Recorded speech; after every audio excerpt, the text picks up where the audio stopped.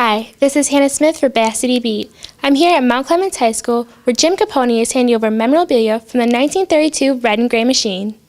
So what really inspired you to write this book?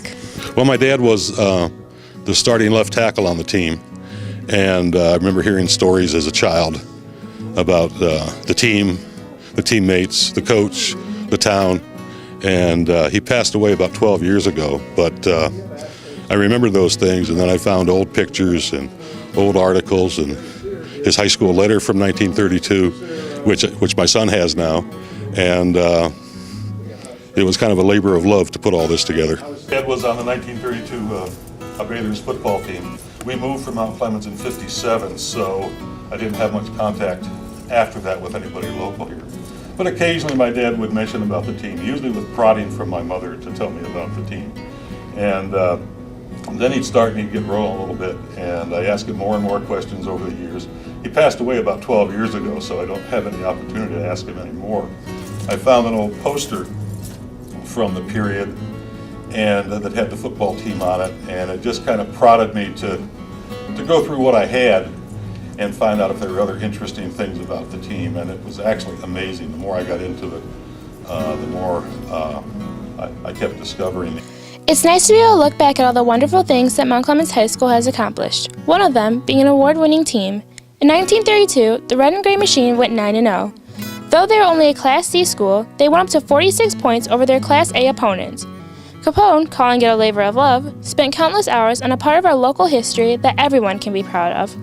The Red and Gray Machine boys proved that hard work and determination can really pay off.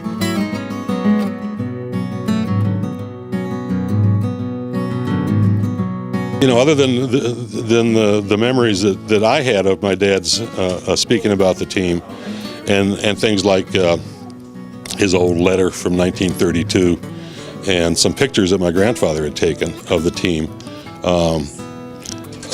it really wasn't very much. So I came up to the Mount Clemens Library here, and I went through all the newspaper articles from 1932 on the team, and that was a treasure trove of information.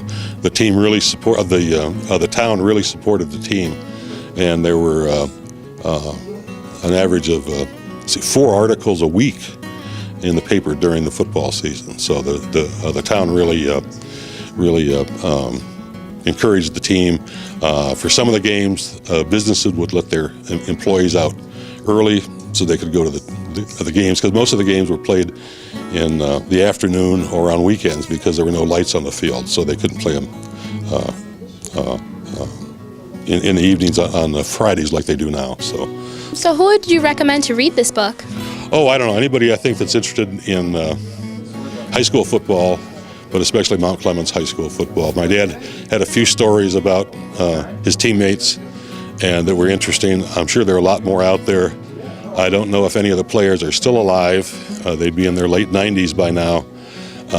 But if any of their kids or grandchildren have heard stories about the team, I'd love to hear them, and maybe we can incorporate it into an updated version of the book. If you would like to view the memorabilia on display or share your own stories, be sure to stop by at Mount Clemens High School and learn about our Bather history. For Bass City Beat, I'm Hannah Smith.